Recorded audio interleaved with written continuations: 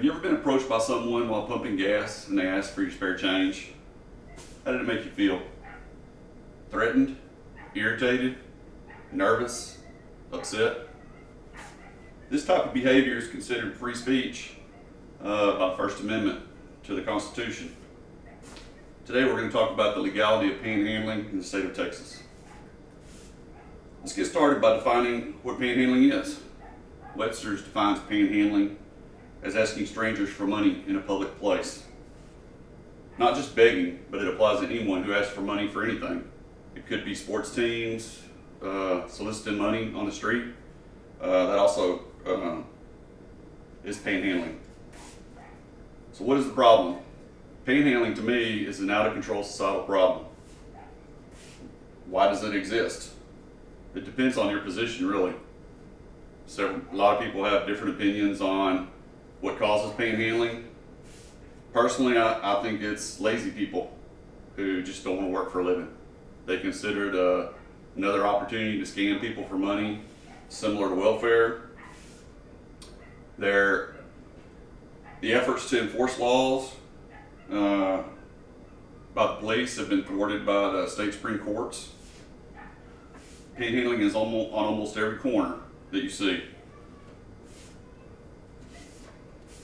Everyone in this room at some time or another has been affected by panhandling.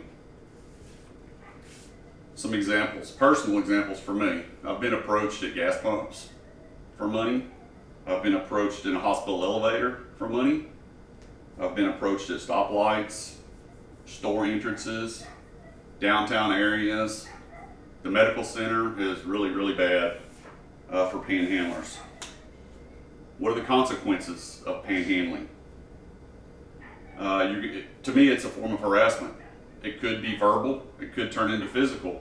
Depends on how upset the panhandler gets if you reject them. It creates an explosive environment, especially with the new laws concerning concealed handguns.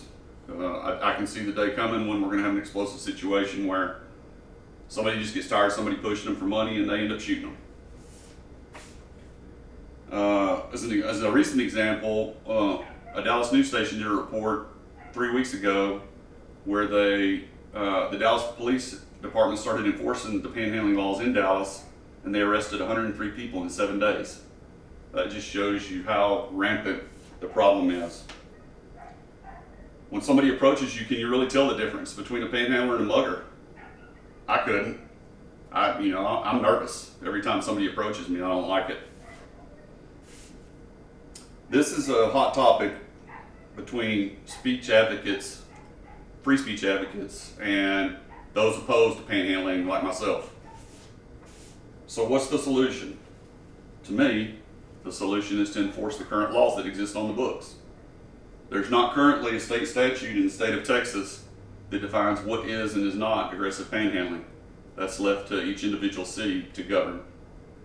The city of Baytown, for example, has a rule, a 50-foot rule. A panhandler must not approach a solicitee within 50 feet at an ATM, a gas station, a paid telephone, parking meters, or vending machines. That is technically against the law.